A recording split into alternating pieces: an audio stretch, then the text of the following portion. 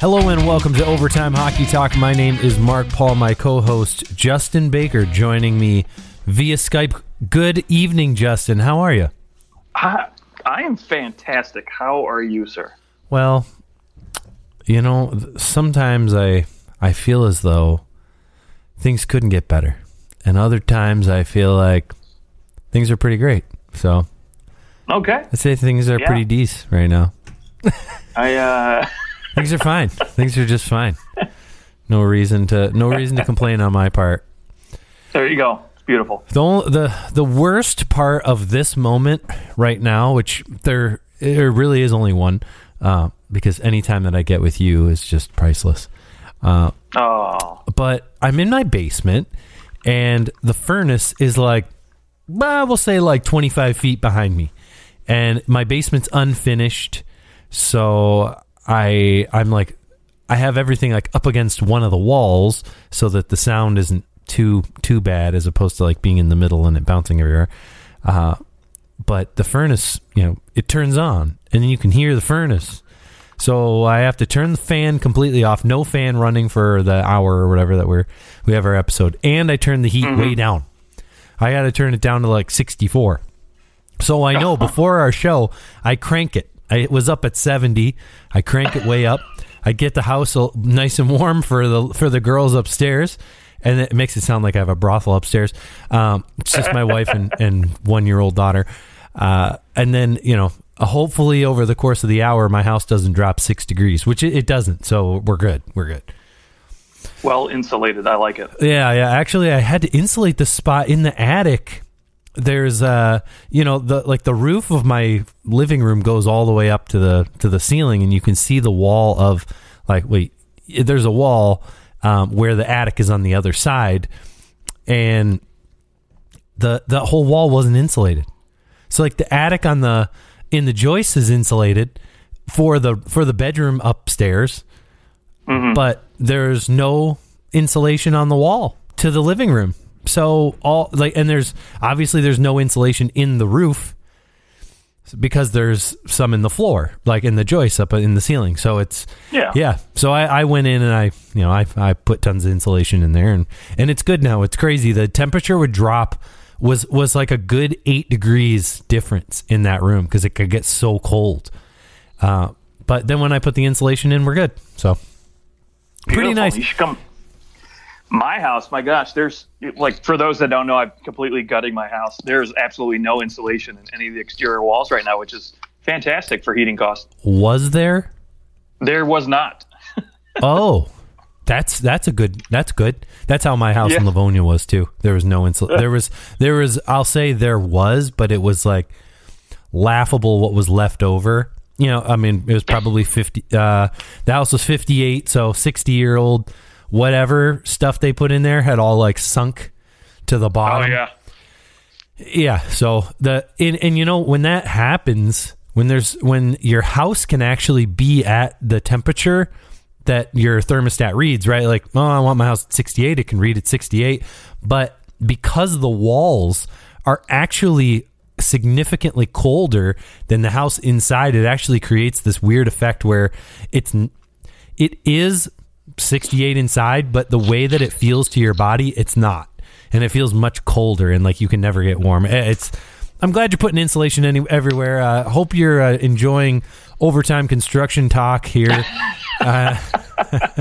as we remodel our homes. But speaking of remodeling our homes, there's been several teams that are remodeling their front office. Hey, that transition. And the Vancouver Canucks hire their general manager, and so do, oh my gosh, who else hired their the Montreal Canadiens did, and it looks like Chicago and Anaheim are getting ready to announce their general manager. So we'll talk all general manager, that kind of stuff in an episode in the future, in our next episode. On this one, we are most teams are either right at that halfway point or they're about to be there here in the next week. So we thought that, you know, given that on Overtime Hockey Talk, we always do this. We do a mid-season award. This is our, oh my goodness, is this our fourth time or fifth time? I want to say fourth. Yeah. But I could be wrong. 2017, right? So, yeah, I think it was our first season was 2017-18. And this is 21. Yeah, so this is our fourth season. 2017-18, 2018-19, 2019-20, 2021. No, this is our fifth season, dude. Oh, my. That's madness. So this is our fifth annual Mid-Season Awards. And, as usual, we go through the traditional awards, but I always like to have at least one fun random award that I award at the end of the show. So you'll have to wait around and actually listen to the whole thing to find out my special award that I'm handing out. Very, very unique to this year. I'm excited for it. Huge opportunity for somebody to grab this at the halfway point. I mean, at this point, what award do you want to start with? Because I'm up for anything. Just not the MVP, obviously. You know, we got to hold off on the MVP. Let's not go too big, but how about let's start with something easy and maybe talk about the Selke. All right, the Selke. Okay, I like it. The Selke is my like. I probably had the most fun with the Selke. Okay. So this is good. I'm glad that we're jumping in on the Selke. Now. I did I think I probably had a little more time than I put in a lot of time on this one. I don't know why. I just did. So I've got four guys for the Selke. I'm going to start with my number 4 because it's definitely the one name on this whole list that is the most shocking name to appear on any of my potentials for this award. Oh my. Call me crazy, but at number 4, I've got Toronto Maple Leafs center David Kampf. David Kampf coming in for the Selke, and let me tell you why. First off, a lot of players that could be up for this award. You look at who they're playing with, and you go, well, okay, yeah, like obviously they're good defensively. However, they are also playing with either stud offensive players or other players who are also doing some of the work. So these guys aren't on their own on an island. However, I will say that David Kampf, in some respects, is alone on an island because of the way that Sheldon Keefe has used him. Now, in terms of players who, we can track guys' offensive zone starts. And, a typical split, whether you're a real offensive guy, a real defensive guy, you might see, even if you're a really, really defensive type of player, your coach really likes to use you in those types of situations. We tend to see, maybe a guy's like 60% in the offensive zone or 60% in the defensive zone, if he's that kind of guy. Maybe 70%. But David Kampf, out of anybody who has played more than 10 games, actually more than 3 games in the National Hockey League, he leads the league in defensive zone start percentage.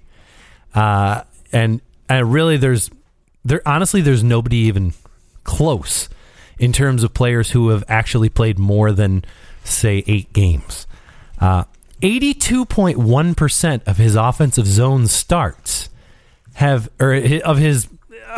face-offs that he's been out there for have been in the defensive zone.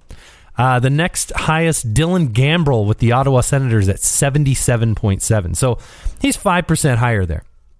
Unbelievable how often he starts in the defensive zone. 17% of his faceoffs are in the offensive zone. So this guy's starting at a disadvantage, obviously. And I just lost him. Where'd he go? Sorry, I got my stats up. Yeah, 82.1. Okay, so he's playing 14:48 a game. In general, 2.5 minutes a game on the penalty kill, and then the rest 5-on-5. He still, despite starting the vast majority of his faceoffs in the defensive zone, he still has a Corsi of 48.2, which is pretty incredible to consider that he has to go all the way down the ice more, like, one time out, 5 out of 6 times that he's on the ice almost. He has to start in the defensive zone, and yet he's still really close to even for his possession number. So that's huge. At the same time, the players that he's playing with, no one like stud out. He's kind of getting shifted around. He's playing with all sorts of different players. He's really not getting any time with Marner, Matthews, Nylander. He's not playing with those guys very much. He still has 10 points. He's a +4, but he's being stuffed in the defensive zone more than anybody comes even close.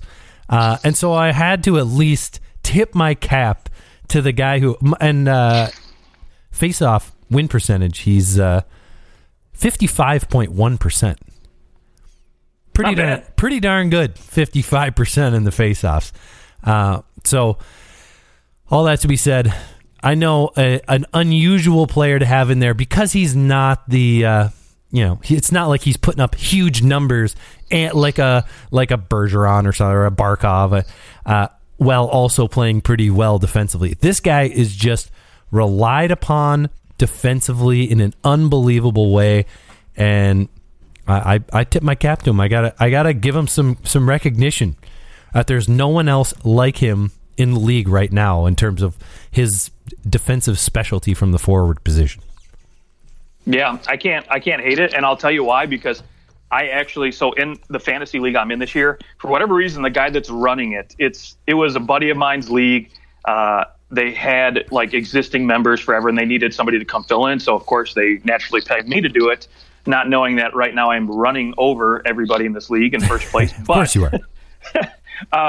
So I'm sure they're pissed about that. But basically, he screwed up when he was setting the scoring because he was adjusting things for this year, and he accidentally set the face-off parameters or points to basically be a lot higher than you would in any other circumstance. Okay. And so now it's been a race for who can grab the most face-off wins every week and basically get some points to supplement and just put you over the top, right? So I'm not even kidding you. I have David Kemp on my team because he's a flex at right winger and center, and so he's been killing it for me for sure. Yeah, I mean, he's taken, how many draws is this? 290 plus 236. 526 draws? Yeah, 526 draws in 39 games. So 40, I mean, he's taken 13, 14 draws a game, and if he's winning more than half of those, I don't know how many points you're scoring per face-off win, but hopefully less than one. Right. How many points do they award to a win? It's a point per face-off win. Oh, God. So he's scoring you like 8-9 points a pop, whether he scores or not. Yeah, wow. So basically we end up with like, I average around like 500 points in Yahoo's fantasy league. And so I've got Leon Draisaitl who's killing it. I've got Anze Kopitar. So I've got all these guys literally at the top of the league as far as face-off wins are concerned, and nice. Paying off quite well. So awesome. Well, we just spent the last 8 minutes talking about David Camp. So congratulations! Like literally, no one has ever actually talked about David Camp winning the Selke for so long in the history. No one's ever talked about him this long ever. Well, I like to think that his like mother or father has, but sure, that's generous. But I feel like we might have just done something incredibly unique. We talked about David Camp winning the Selke for 10 minutes. Okay, who rolls into your? Do you have top 3, top 2, something like that? I've got top 2 in every category. Okay, basically. So well, I'll give you my number 3. I've got Austin Matthews at 3. Okay. Going Toronto, 4-3. Yeah, yep, 3-4. I kind of, the David Camp was like, well, he's not going to win it. I know he won't be in that conversation, even though he should be. If the trophy actually went to guys who are like, dang, this guy is so useful defensively, but purely defensively, he would be in the conversation. I really think that he would. But because the award is basically like, hey, who's really good but plays good defense too? Yeah, I mean, because if you don't put up a bunch of points and play good defense, then you're not going to appear. Like, it's funny because you could probably who do you look at as somebody who's good defensively? Probably somebody who kills penalties. That's why Datsuk won this award so many times, because he always was killing penalties. Oh my gosh, and he was a thief. Literally. And that was a big reason why I have Austin Matthews up here, because Austin Matthews is an absolute thief. He steals the puck left and right. In terms of his takeaway giveaway ratio, I'm sorry, I'm pulling it up now. Austin Matthews is 6th in the league in steals in the takeaway category. 41 takeaways in 36 games. So Austin Matthews in there. Had to toss him in there. David Kampf, Austin Matthews, a combo, we'll say, at number 3. Okay, now please don't tell me you've got Tavares in your top 2 now. And Marner. Okay, let's hear your top 2, and then I'll give you mine. All right, number 2, I've got Patrice Bergeron. Me too. Me too. Yep. He's leading the league in faceoff wins, and pretty much, he does it every single year. It feels like you have to throw him in the top 3 almost every year. And there's a good reason why, right? So, and now he's got to do it without having a guy who drives a line and David Pastrnak on his wing. So just doing that with, Brad Marchand when he's not causing issues, it's, pretty good. So. All right. And who do you have winning the award? I have Anze Kopitar. Anze Kopitar. Interesting. Yeah. Talk to me about what led you to Kopitar winning this award, because he's not in my top 4 at all. Okay, so let me give you my reasoning here. And so basically, when I look at faceoffs, are a big thing for me, right? And so he's number 3 in terms of faceoff wins in the NHL.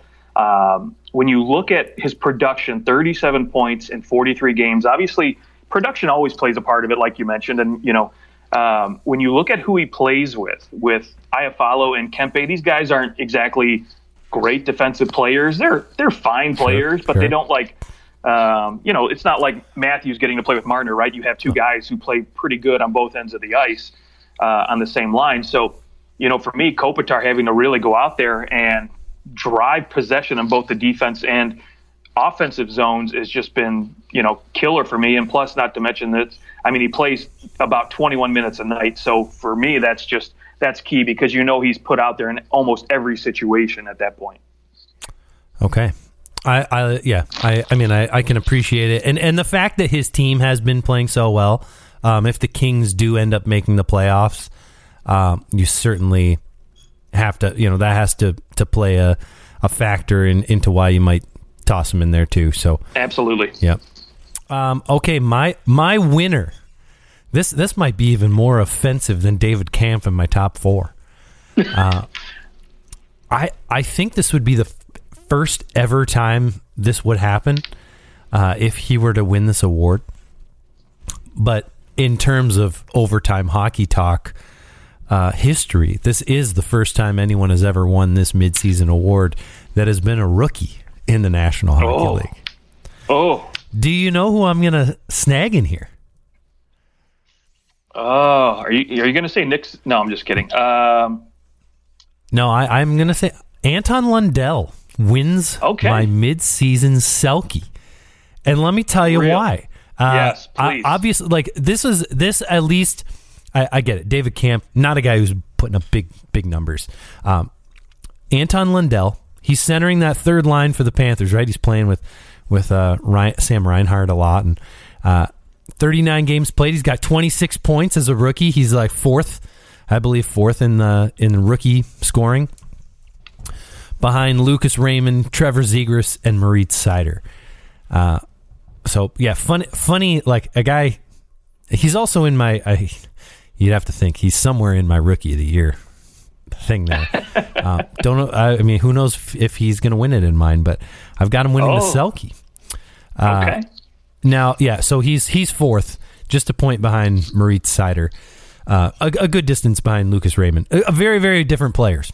But when you look at what Lundell has done as a rookie, starting 56% of his faceoffs in the defensive zone. So he's already being relied upon to take these defensive draws. That's a pretty big thing in and of itself. And I mean, he is taking faceoffs. He's not the greatest faceoff taker, but not many guys are at the age of 20 coming in as a rookie. He's at 44%. But he's still being relied upon for those. And he's putting up points. I'll tell you what, he leads the NHL in takeaway, giveaway difference. He's at a plus 22 in terms of forwards for a giveaway takeaway difference. Plus 22. He's got 42 takeaways. That is fourth in the NHL, first amongst all forwards. He's behind only Adam Fox, Mackenzie Weegar, and Alex Pietrangelo.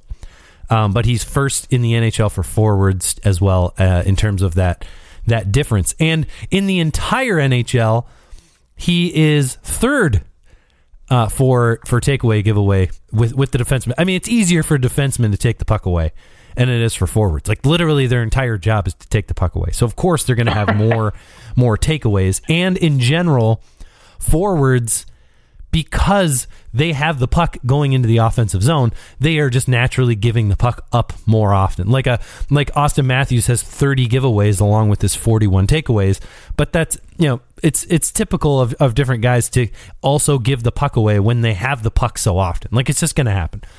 But Lundell is just a puck stripping machine. He's been fantastic. He's been relied upon in the defensive zone. He's putting up huge points, completely unexpected to do this well this soon in an NHL career. Will he win this award ultimately? I doubt it. But the fact that he's so young and he's dominating in some of these areas of the game already, he's got to be up there. He has to be up there. So, and he wins my award because Patrice Bergeron gets to play with Marchand, and he was playing with Pasternak for a lot of the season. Not right now, but he was. He's consistently playing with very good players around him as well.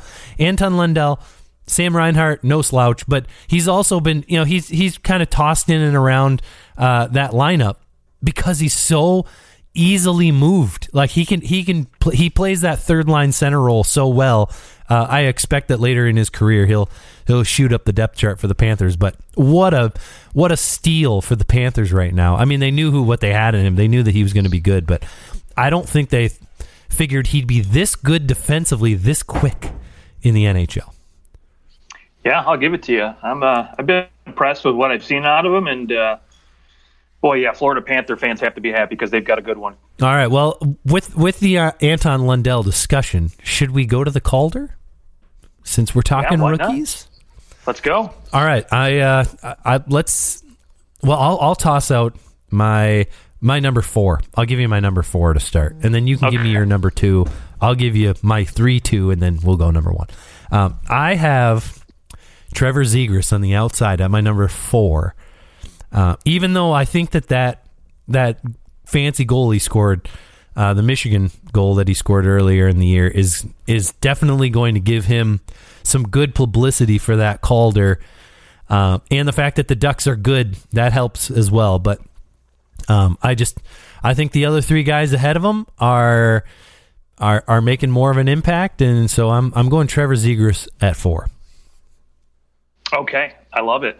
And I don't hate it either because, I'm with you. I think he's got flash, and I think that's what a lot of voters like to see out of a rookie, right? They just want to see flash over substance, and so, hey. But I don't even have Trevor Zegras on my top 2 because, again, I think Anaheim's going to, fall off a little bit here. I think with Edmonton looking to make a push, rumors are going to get Evander Kane here signed. Well, he's also making a. Yeah, when you look at the rest of the other top, even the top 6 rookies, top 6 rookies in scoring, you've got Lucas Raymond, Trevor Zegras, Moritz Seider, Anton Lundell, Tanner Jennett, and Michael Bunting. All of them are by far much better plus-minus over Trevor Zegras. Now, not that I put a ton of stock into plus-minus, but you also have to think, I mean, Trevor Zegras is on a playoff team, and he has been on the ice 11 times more than he scored. He's a minus 11. Moritz Seider is a minus 3, but he's on a bad team, and he's playing a lot. He's playing 22 and a half minutes a game on a very mediocre team. Whereas, some of these other guys, even Lucas Raymond is a 0. He's even. So I look at that and go, yeah, you are doing good things offensively, but you're also maybe struggling defensively, which is typical of a rookie.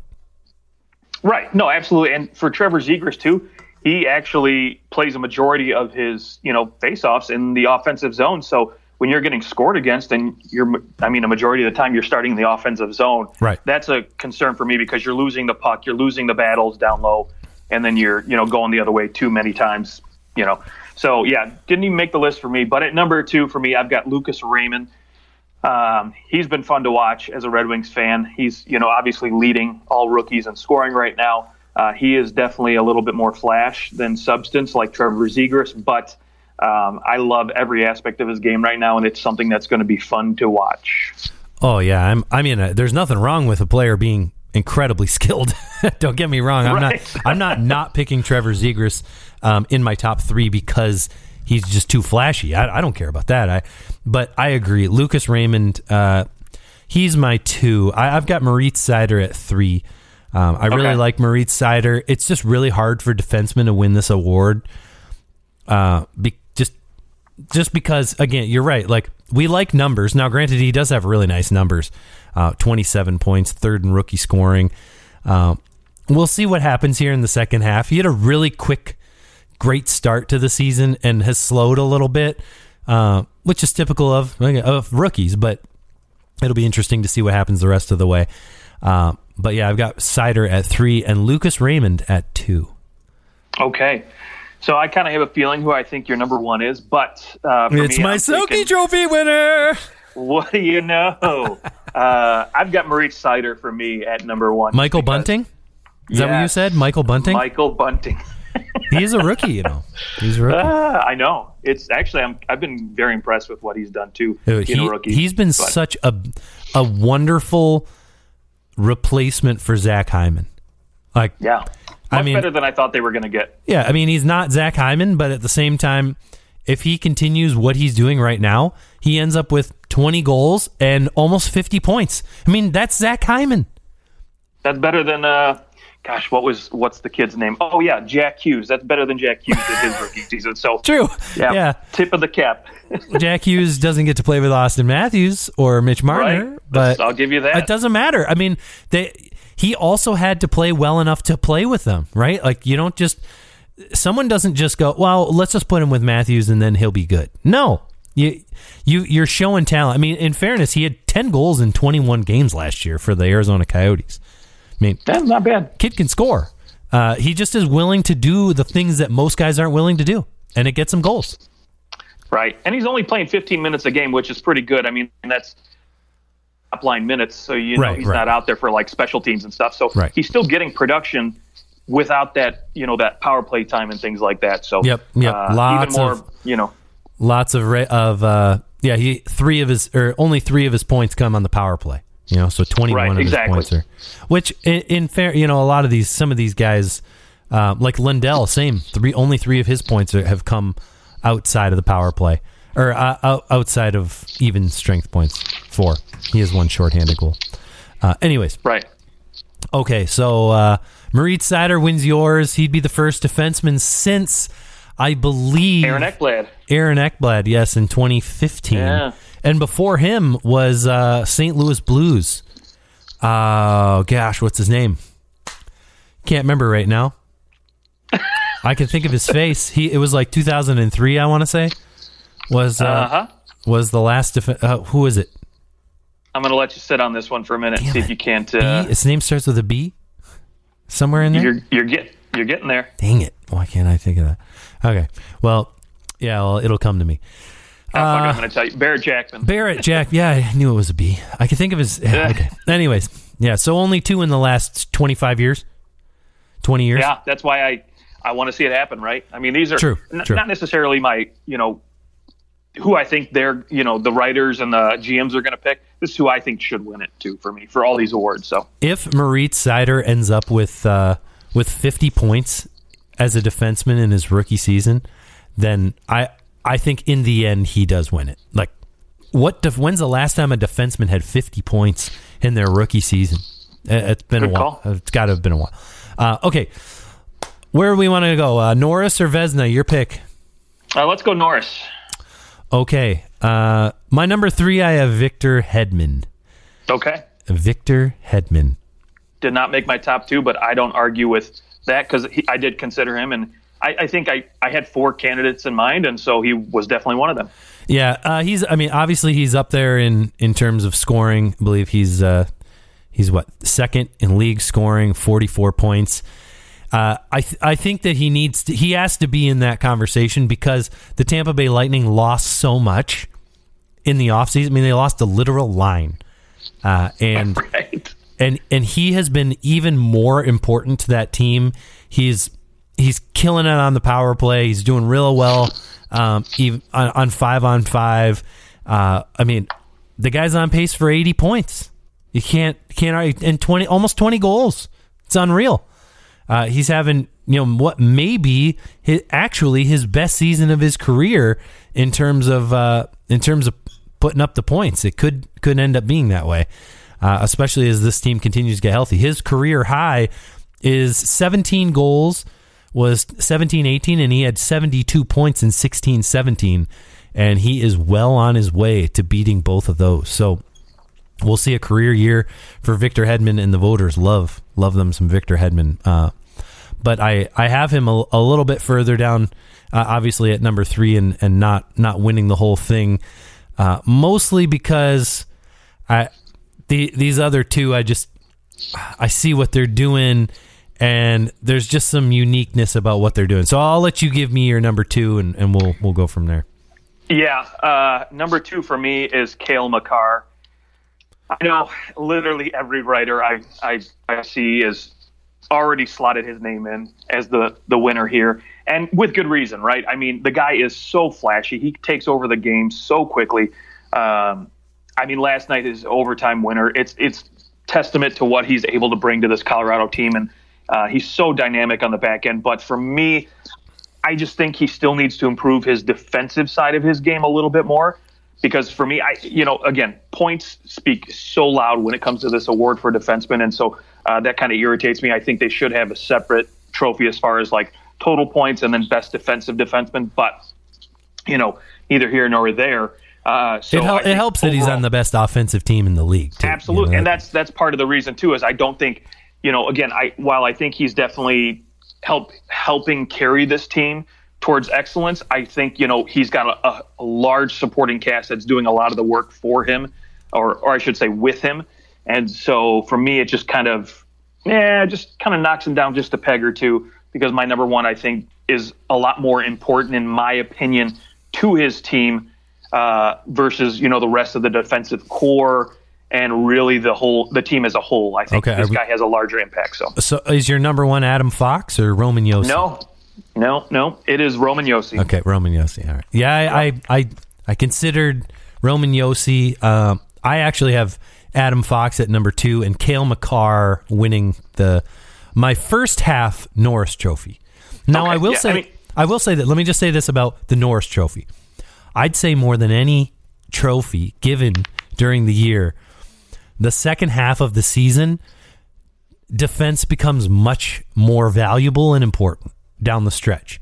Teams tighten up, and the true defensive juggernauts are leaned on much heavier in the second half. The points start to dry up. Maybe not dry up, but it's not as easy to score points in games 60 through 82 as it is games 1 through 22.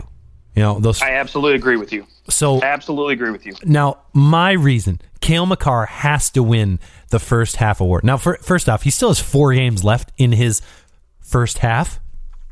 And based on what he's put up, we're going to see another 4 points. So he's going to probably be right there with Adam Fox leading the league in defensive scoring.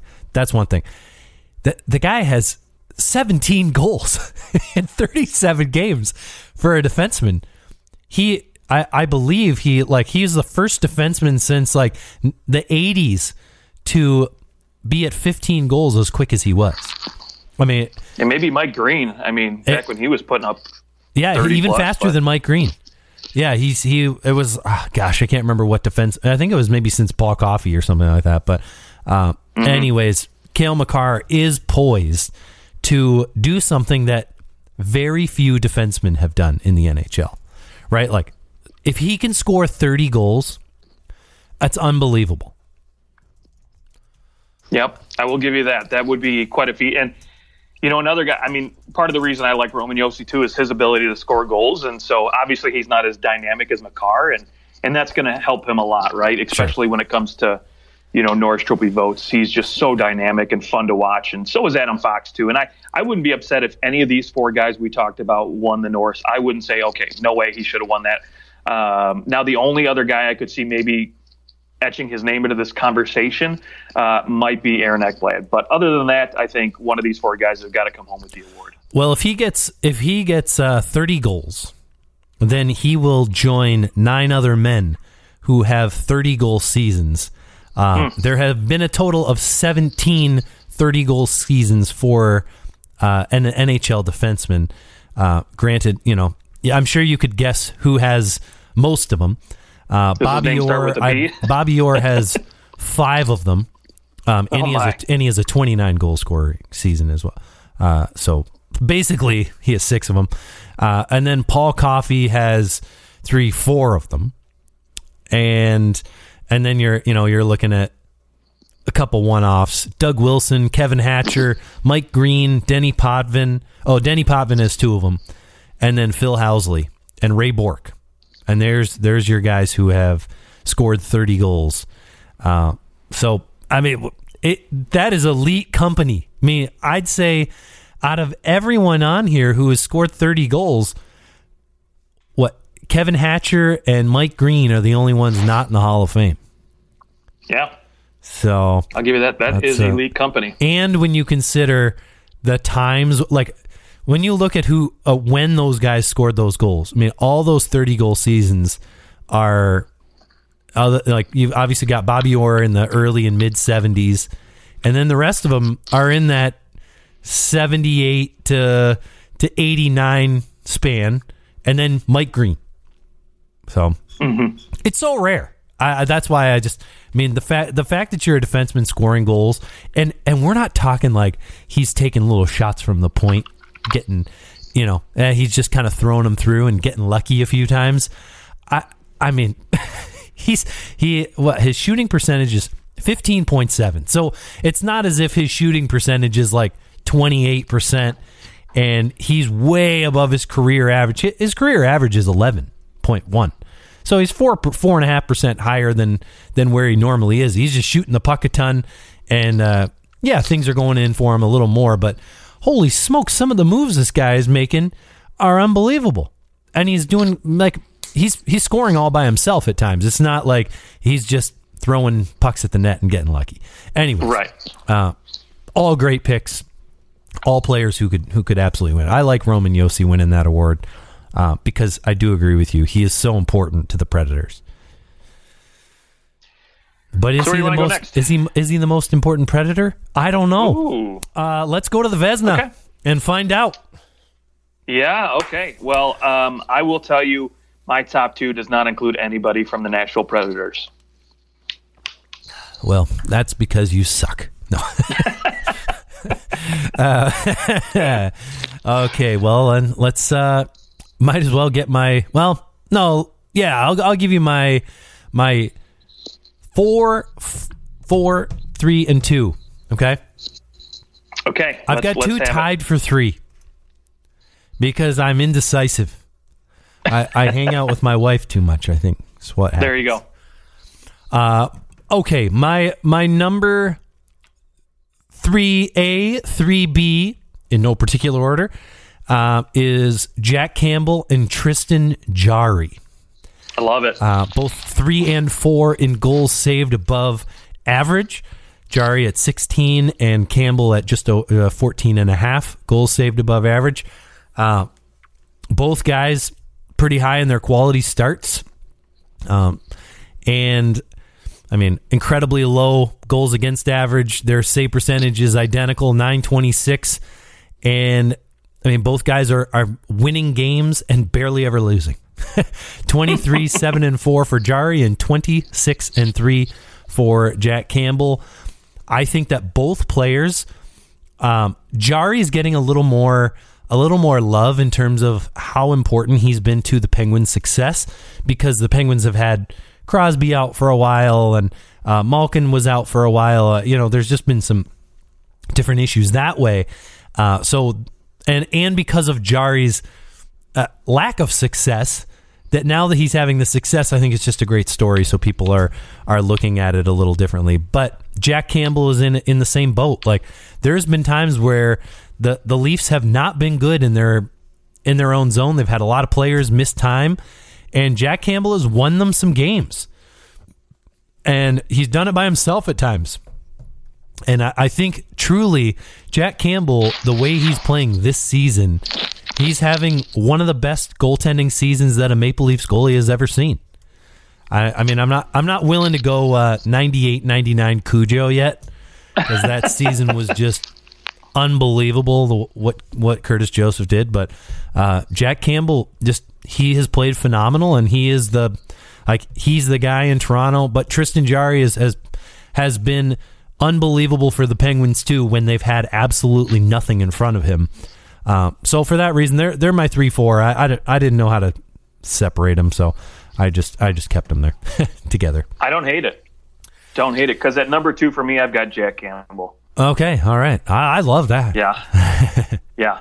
I did struggle between him and Saros, which one to put up at number 2. But for me, ultimately, I think, as a team, Nashville plays a lot tighter of a defensive structure, where I think it's not necessarily benefited Saros a little bit more, but lately I've been watching Toronto's defense play a little bit softer, and I think Jack Campbell, again, there's been a lot of games where he's just literally kept them in it, and just overall his career, and you see where he's come from and how he's been able to basically take the reins of this Toronto team and give them one of the better, like you said, seasons that a Toronto goaltender's ever given.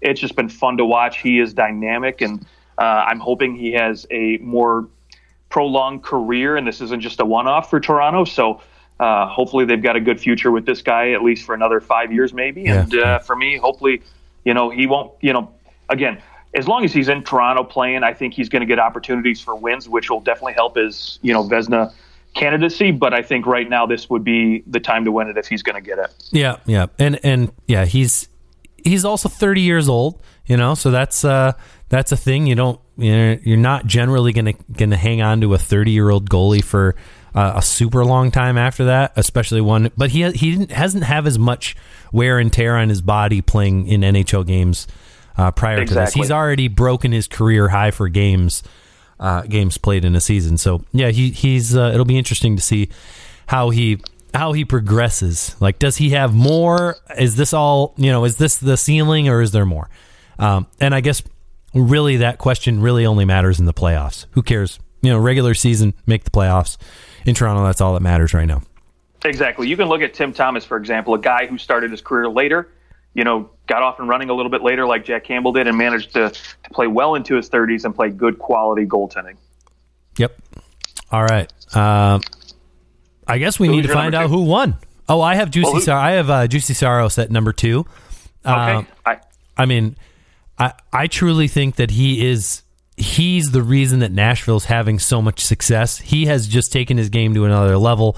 18.7 goals saved above average, which is, you're looking at, that's like, imagine in 18 different games, the opponent scoring 1 goal less. That can be the difference in a win or a loss in many, many games in the NHL. So he's just been so important. He also leads the league in quality starts. This guy has been so incredibly consistent, and frankly, like anything that is happening in front of him. Like he definitely, out of all the four goalies that I have on my list, he's got the least amount of talent in front of him. So take that for what it's worth. I mean, other than Roman Josi, I'd say that, he's the guy. Juuse Saros is the reason that this is happening for the Predators, and he's the next great Nashville goaltender. We've seen a lot of them. Yeah, absolutely. And your winner. I think we have the same guy, but I'm going to say Igor Shesterkin. Yeah, Freddie Anderson. Igor. Oh, hey, he's leading all goaltenders in points, so there you go. That's right, yeah. 4 points. Igor Shesterkin's mine, too. Yeah, I mean, leads the league in everything. Save percentage, goals against average for goalies that have actually played more than, like, a few games. Right. He's been fantastic, and, there's... If he had, though, his only knock, I guess, is that he only played 26 games because he got hurt. But that's not his fault. And we saw Ben Bishop get nominated for the Vezina after only playing 36 games, or maybe it was 41 games or something like that. So you don't need to play a massive amount of games to win this trophy. And the fact that he's 26 games, 22 goals saved above average. That's he's basically at a goal a game. So if he's at the 36 that Saros is at, he's at 35 goals saved above average, which is unbelievable. How much better he's playing than what the average would be if the average goaltender was in net for the Rangers. So I mean, you want to talk about a guy who's the MVP of his team? It's Igor Shesterkin, but the Rangers have been, they've also played 17 other games without him in there, and they've still fared pretty decently. So the Rangers are so good. It's the one thing that makes me is maybe Saros, he could, over the course of the next half of the season, he could take him over if Saros, with this lesser talented team in front of him, continues to dominate the way he is. But we'll see. Okay, what do we have? Coach of the year? Yeah, let's do coach. Why not? Okay, my number 3. I'll toss out my 3, and then we can go 2-2 and then 1. I've got Andrew Burnett of the Florida Panthers. Okay, and guy had to take over in a really, I would just describe it as an awkward takeover. How else do you describe it? It's just this crappy situation. Nobody actually wants to lose Joel Quenneville as their coach. He built the whole thing and created the systems. And I mean, what a weird situation to get your first coaching gig, but it happens. Bill Zito trusts them, and Andrew Burnett has done phenomenally as the head coach of the Florida Panthers. And dare I say, I know they got off to such a hot start, so it's hard to, obviously they're not as good if you take away the start. They're not as nearly as crazy impressive. Still 7-2 in their last 10. They're amazing at home. They're scoring goals. They're +50, tied with Colorado. They've been fantastic, and so I have to. Andrew Burnett has to be on that list simply because the story is just too good. Yeah, I don't hate it at all. Okay. All right. Who do you have at number 2? Number 2, I've got Mike Sullivan from the Pittsburgh Penguins. Okay. And and who's your number 1? Gerard Gallant from the New York Rangers. Okay. All right. Yes. Team that missed the playoffs last year. And yes, goaltending is helping him out a lot. But again, he doesn't have any elite talent on this team, and he's managing. Wait, outside maybe Adam Fox. But, what about Artemi Panarin? I know. What about Chris Kreider, who's leading the league in scoring almost? Yes, but what I will say is no elite center. Sorry, I should rephrase that. Okay, he doesn't have an elite center. Okay. They have literally no players on their team. Right. Yeah, so he doesn't have the elite centers like Crosby, McDavid, Draisaitl, who can drive play. So basically he's having to, look, he's put in a good system that really fits this team so well because they're going in, they're playing, rough hockey. They're going into the low areas down low. They're playing in front of the net hard. They're not easy to play against. And it definitely helps that they do have Adam Fox, who can basically move the puck up and down the ice without an issue at all, and it's going to be up there for the Norris. But man, I mean, what else to say for a team that missed the playoffs last year, and they're playing so well this year, and all it took was a quick little coach change, and hopefully if he can get Alex Lafreniere to get off and get going, then it's definitely in the bag for him for sure. See, I'll say that when you've got Capo Caco and Alex Lafreniere both underproducing, a combined 13 goals in 78 games for those two guys this season. That would be my knock, is that, even though the team's really good, you've got these two guys who you seemingly should be doing everything you can to put them into a situation to be able to help your team because they are so good and they will be so important to your team. That's my one knock. They're not really getting a whole lot of power play time, and I mean, of course, some of that is going to be those players, but I think that he likes his veteran players a little more.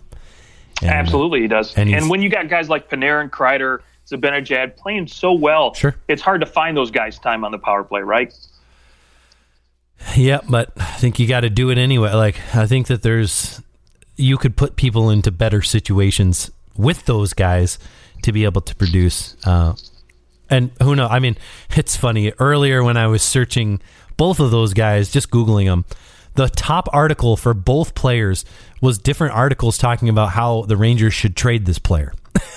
Both Capo and Alex Lafreniere. So obviously there's lots of talk about them moving them, which if you're considering that like they're not really doing much for you, and if somebody's willing to give up a lot because they see their potential, and you can get a good player who can come in and help you, trading one of them might not be you pick the one you think actually is going to be good, because it's pretty clear they're probably not going to hit on both of them, but you need to at least flip one of them and sort of hit on one of them because of the asset that you acquired.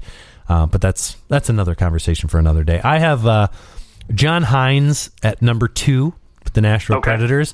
I like you were saying earlier, his the system that he's put into place is just working for this team. I mean, guys are having career years, resurgences in Matt Duchene and Ryan Johansson, and Philip Forsberg looks like he's having fun playing hockey again. This is a team that is just clicking everywhere. And then, of course, Gene? I can never remember how to say his name. Jeanette? The rookie for the Predators. Oh, Tanner Jeannot. Jeannot. There you go. Yes, Tanner Jeannot. Another like a great success story, which we saw in New Jersey when John Hines was in New Jersey. The way that he was able to kind of take some lesser known prospects in the organization and kind of bring them into the fold and make them useful players, and that's a huge coaching success there. So I got to give him that. But my number 1 is your number 2, Mike Sullivan.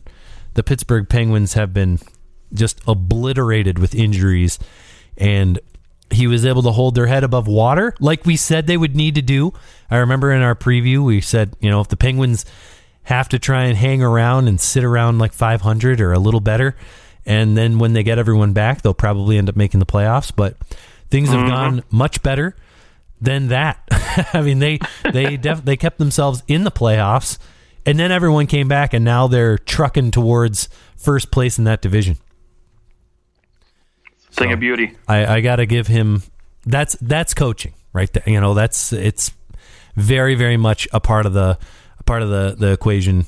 Mike Sullivan showing why he is one of the best in the league. Yeah. Well, shall we go GM? Why not? Why wouldn't you?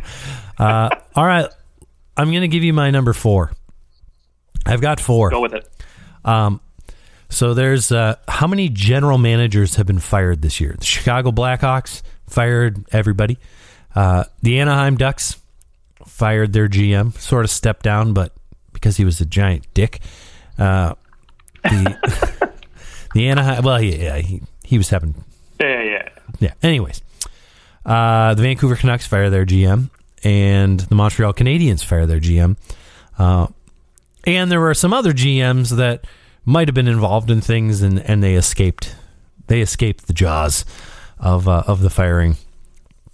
And so I wanted to give my number 4, the GM of the first half, to all the GMs that weren't horrible people over the last 20 years. Bravo. I felt like they deserved it.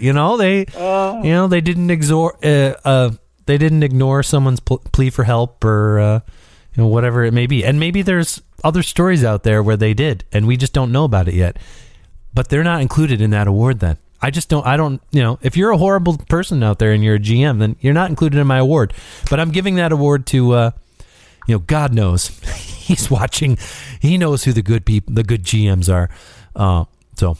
Anyways, to the people that aren't horrible people, we'll give the tip of the cap. All right. Love it. And then I'll give Kelly McCrimmon my number 3 vote of the Vegas Golden Knights for the Jack Eichel trade alone. Okay. I mean, thing of beauty right there. Absolutely wonderful trade. This guy just navigates the salary cap like a frickin' wizard, because other teams are like, oh, we can't do anything. We're up against the cap. And Vegas is like, oh, we're up against the cap. How can we squeeze this $10 million player in there?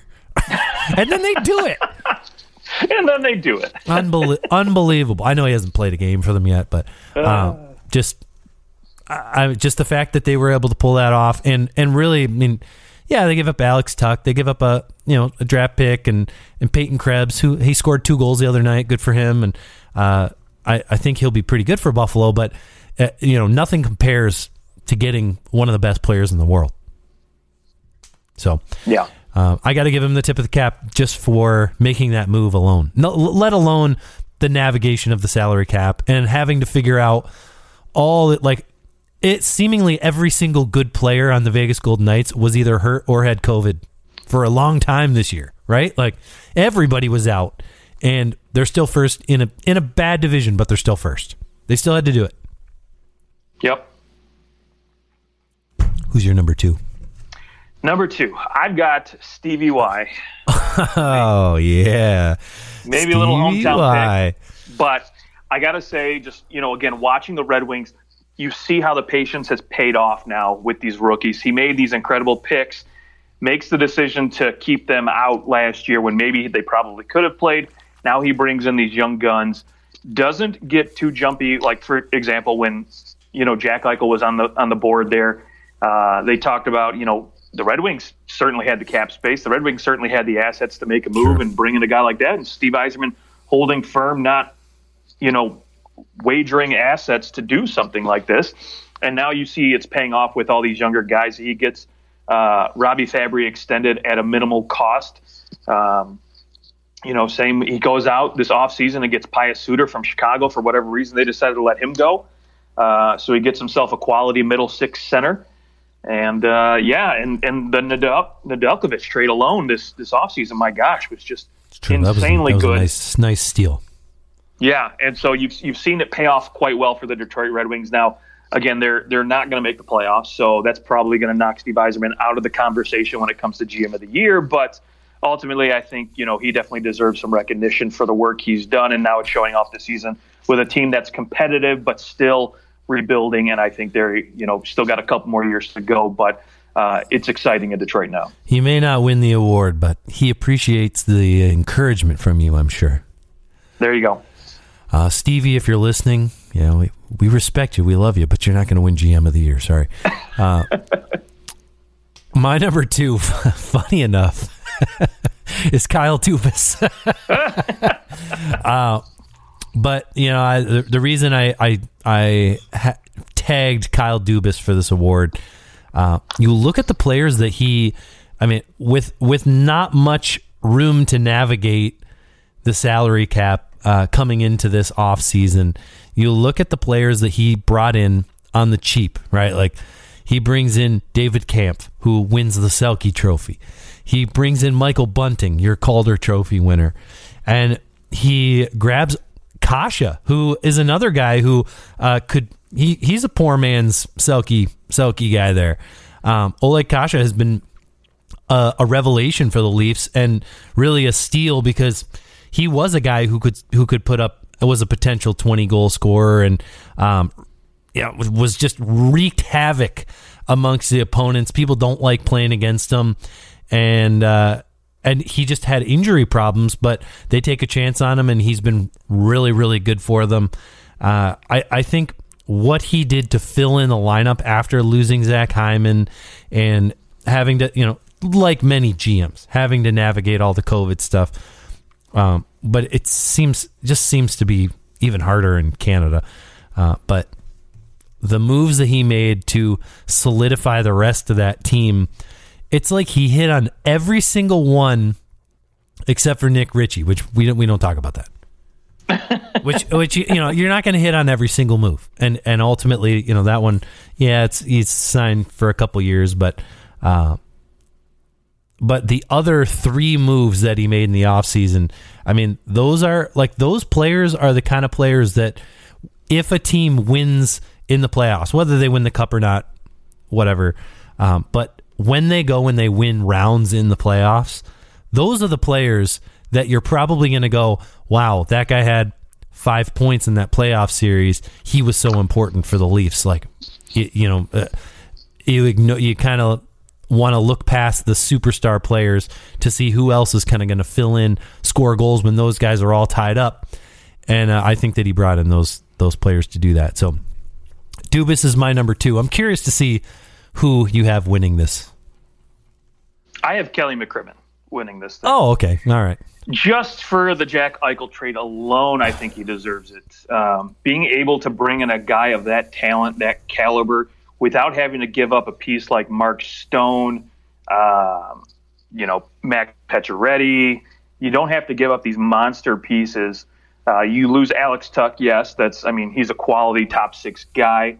But, again, Peyton Krebs, I don't think he's going to be anything more than a second-line guy at best.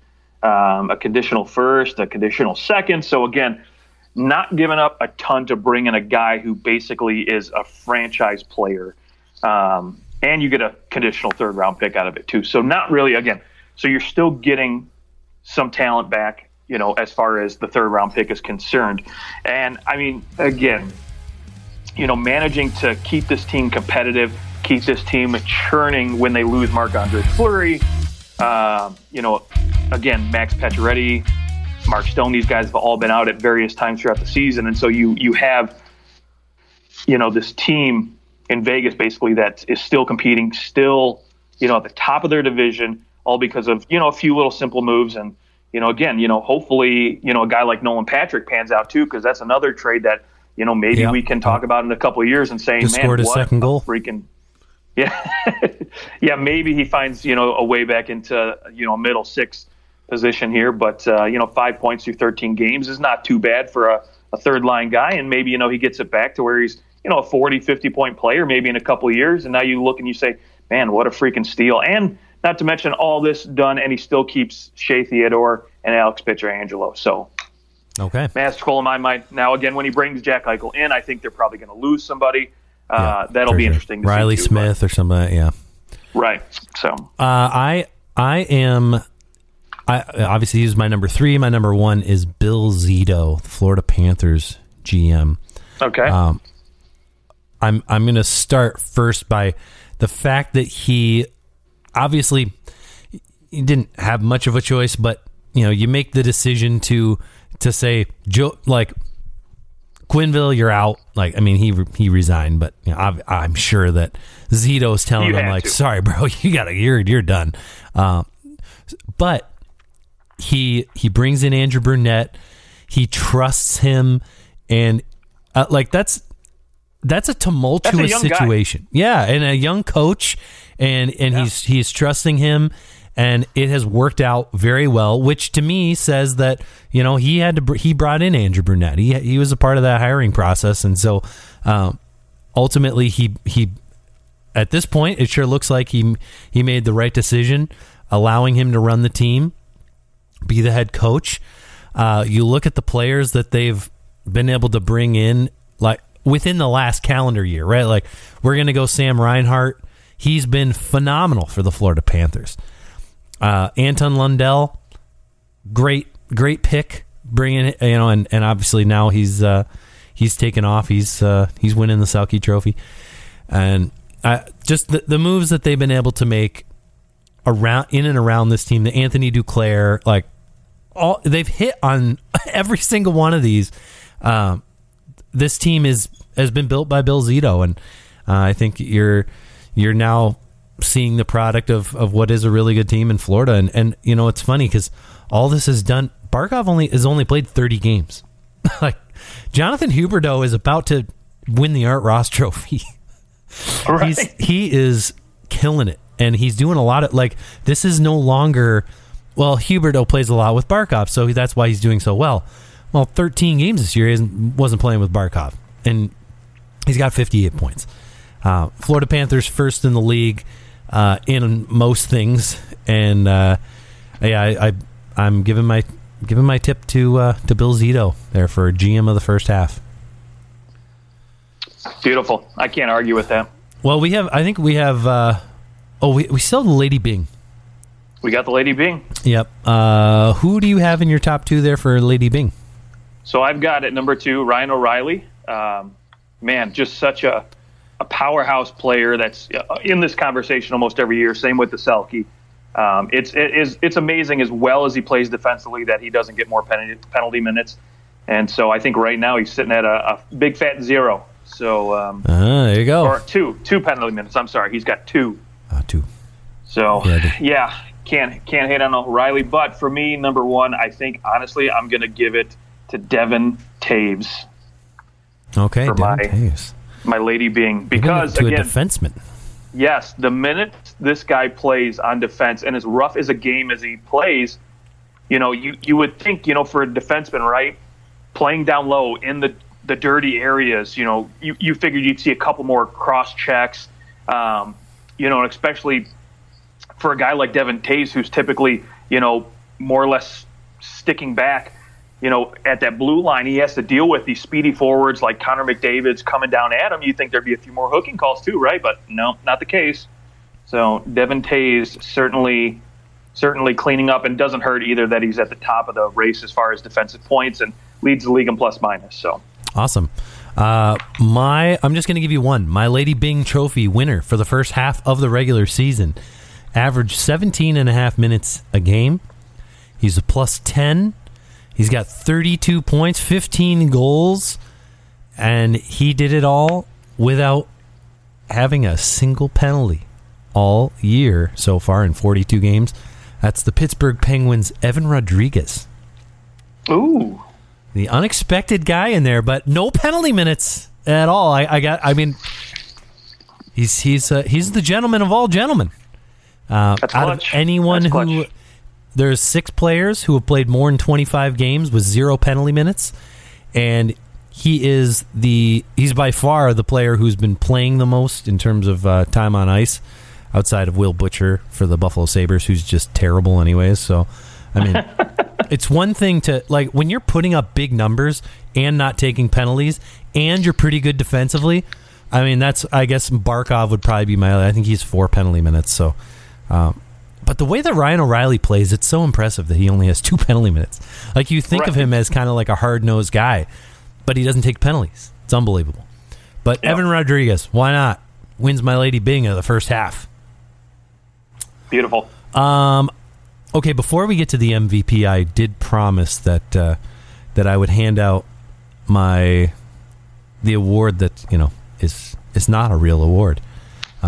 Every mid-season award have to give out something that just is very random, and this year my award is called the player least likely to score all season. So there are 6 players in the National Hockey League who have they've actually played some games, and they have yet to score a single goal.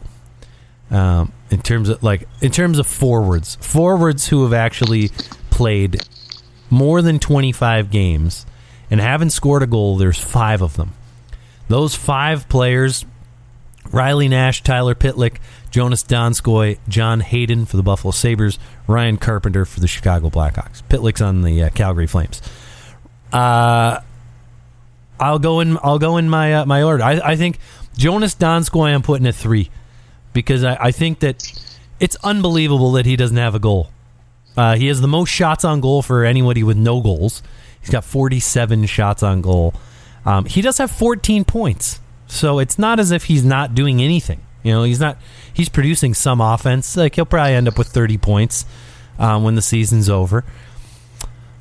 But yeah, I think he's bound to score a goal, but he's going to be number 3. Number 2, Ryan Carpenter for the Chicago Blackhawks. He's got 5 assists and only playing 12 minutes a game. I think it's unlikely that he scores a goal, but he's out there to win some faceoffs for the Blackhawks, and that's it. You know who's going to win my award? I cannot say. It's someone who has already played for 3 teams and might play for a 4th, which would tie the all-time record for most teams played in a season.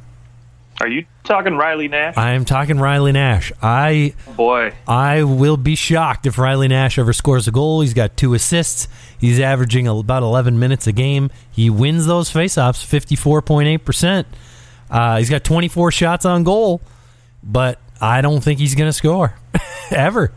He hasn't scored in a minute either. And Riley Nash. Whew. Obviously, someone who was when he was signed by the Blue Jackets after having a 15-goal season for the Bruins, he went and scored 3 goals in 78, 5 in 64, and then 2 in 37 last year. So we'll see if he can score a goal ever again. But Riley Nash played for 3 teams so far this year. He's played for Arizona, Tampa, and Winnipeg, and none of those teams have been able to give him the spark that he needs to score a goal. Like, you got to think something's going to go in off your butt, at some point, I guess. But do you know there's one player in the last, basically players that you'd recognize who have played for 4 teams in a year. Do you remember who it is? No. That player is Jussi Jokinen. Oh, okay. Yeah, I think it was in when was that? Jussi Jokinen I had it up and then Jussi Jokinen in 17-18. He played for 4 teams, and then actually there was another one. Yeah, so he played for 4 teams, and he bounced around. He played for the Oilers, then the Kings. 14 games for the Oilers, 18 games for the Kings, 14 games for the Blue Jackets, and 14 games for the Canucks. And and missed the playoffs. But for the Canucks, he had 10 points in 14 games, and then he retired. Well, then he went and he played overseas. But that's a good little finish to your career, to your NHL career. The other guy who's done it recently, Mark Arcabello. I don't know if you remember him. He played for the Oilers, Predators, Penguins, and Arizona Coyotes, and then the following offseason signed with the Toronto Maple Leafs. He's the only one to play for 5 teams in a calendar year that I could find. So that's 5 teams in one calendar year is pretty unbelievable. But yeah, I'll give you that. Either nobody wants you or everybody wants you. I don't know what it is. I don't think that who was it that played for the most? Was it Mike Sullivan played for the most teams? Oh, that's a good question. I think that it was. I think I remember him being Mike Sillinger. Sorry, Mike Sillinger. Yes. He was traded. I feel like it was like every year he was traded at the trade deadline. That's what it felt like. Anyways, those guys just pop into my brain when I'm looking at weird things like that. But I can't imagine playing for that, like, so many teams in one season. Like, you're there for what, like a month, maybe a little longer than that. Yeah, if that. Exactly. Okay, well, should we go to our MVP? Oh, please, let's. All right. Oh, Mike Sillinger, by the way, played for 12 teams, and that's the record. Okay. Okay. MVP. Who do you have? You got 2. You've got your top 2. So let's go your number 2. Okay, number 2, I've got Alex Ovechkin. Okay. I think ultimately he stays competitive. This team makes the playoffs. I do think he's actually not going to win the Rocket Richard Trophy this year. So there is another. Who do you think is going to scoop that? I think Austin Matthews is going to scoop that one up. Yeah, it's looking more and more like it. It's either him or if Draisaitl catches fire again, then. Yep, absolutely. My MVP, I've got Draisaitl at 3, so he's sitting there at 3. And then Ovechkin wins my MVP for the first half, actually. Wow, okay. So Juicy Saros is my number 2 for MVP, a goaltender. I figured you'd be happy about that. I'm very happy. Can you guess who my winner is, though? Is your winner Draisaitl? No, it's a goaltender. Oh, you're going Shesterkin?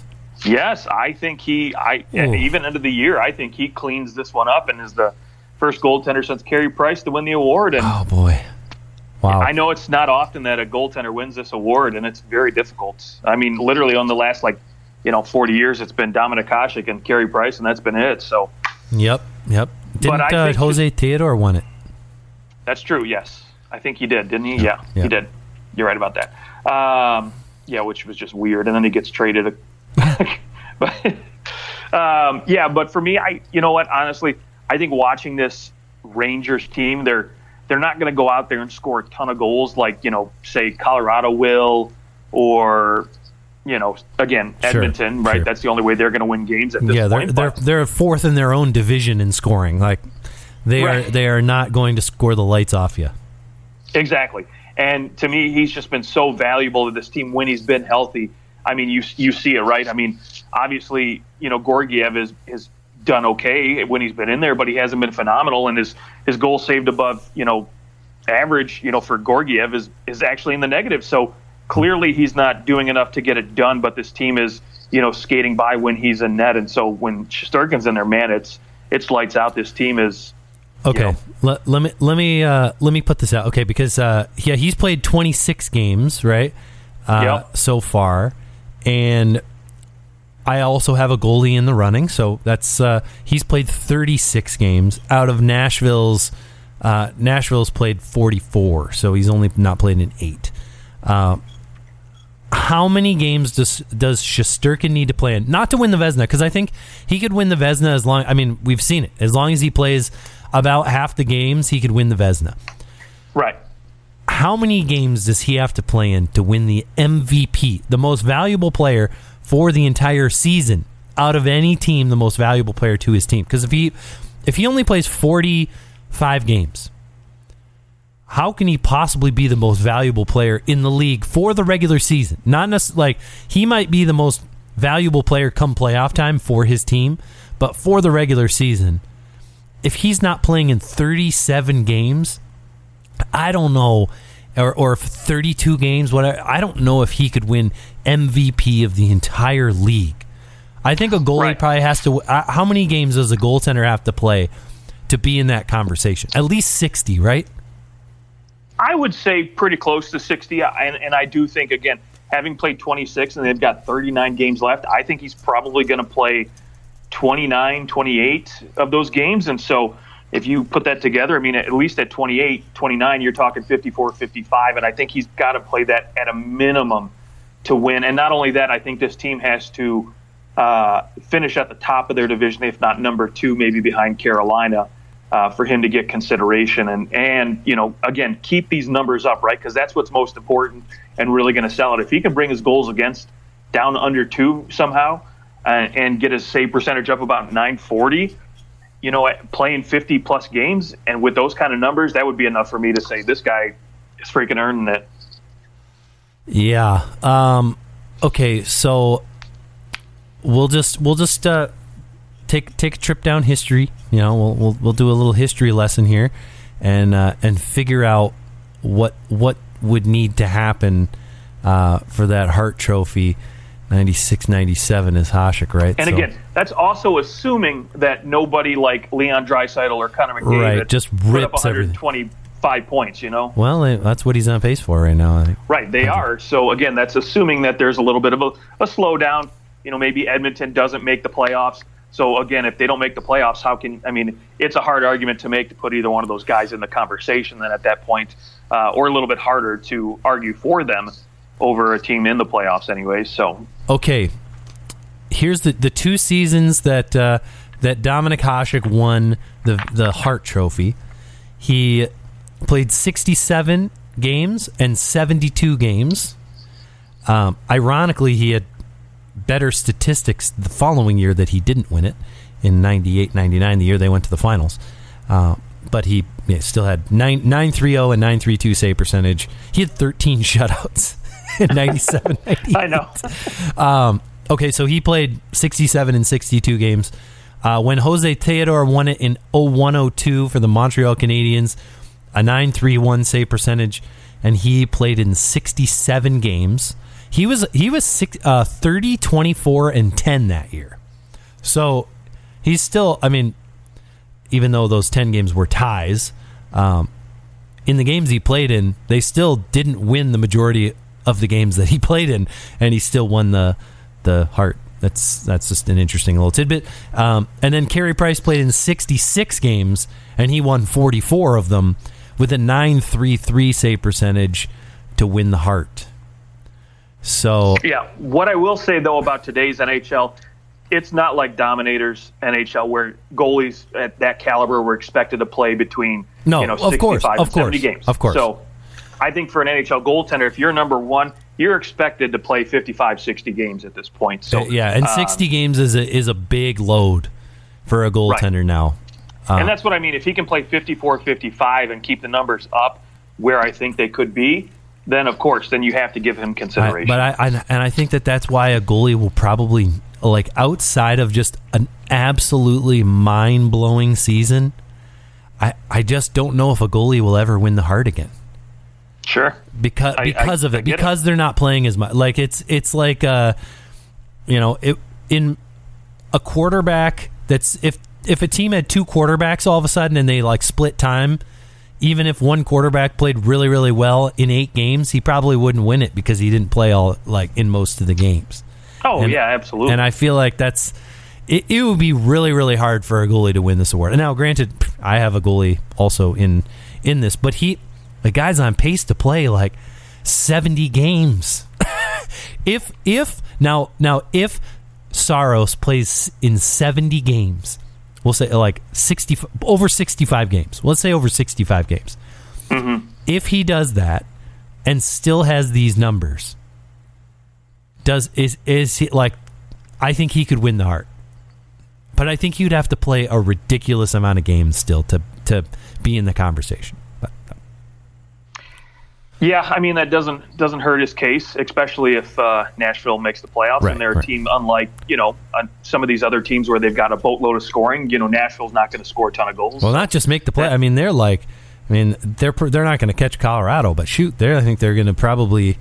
It looks like they're going to be up there when all is said and done if they can keep this going. But ultimately, I don't think they finish in the top 3 in this division, and that's why. Okay. Again, I have a hard time giving an award like that to a team that doesn't finish in the top 2 of their division. I just don't think he. In fairness, they're in the top 2 of their division halfway through the year, which it is the Mid-Season Awards. I'll give you that right now. That's why I have Ovechkin winning it, because I think that maybe he'll slow down. Like this first half. Washington was like, a lot of people had them like, hey, this could be the season Washington misses the playoffs, and Washington's right there. Man, they're gonna make the playoffs, and yeah, they slowed down a little bit lately, but they've also had a lot of inconsistency, a lot of guys out, and Ovechkin is just like on another level, and I feel like out of any individual player in the league that I'm rooting for to just do well, it's him. I want to see him keep cleaning up, because it's just so fun to see him and Crosby. It's so fun to see these guys who've been so good for so long continue to dominate. It's fun. Yeah, I'll give you that. And I will admit, I think at our early season predictions at the preseason, when we were predicting the standings, I think I was one of those people that said Washington won't make the playoffs because they're aging out. Yeah. And I wasn't too confident with their goaltending, which they might actually go out and try to find themselves a goaltender. If Marc-Andre Fleury goes to Washington, it's going to be like Penguins, and then Washington plays the Penguins in the playoffs. People are going to lose their fucking minds. I hope so. Oh, man, that would be just gorgeous. That would be wonderful. I would love it because Marc-Andre Fleury would probably win that series, and it would be kind of fun. Oh, that would be so great. All right, well, our mid-season awards lasted almost 90 minutes, so if you're still here with us, we appreciate you, and we hope you enjoy the games. Hockey Day in Canada on Saturday should be fun. Hockey all the way from noon to midnight. And I know I'll be watching, and we'll find you on Twitter, or you can find us on Twitter at OT Hockey Talk. Justin, have a great weekend, and I'll talk to you next week. You too, sir.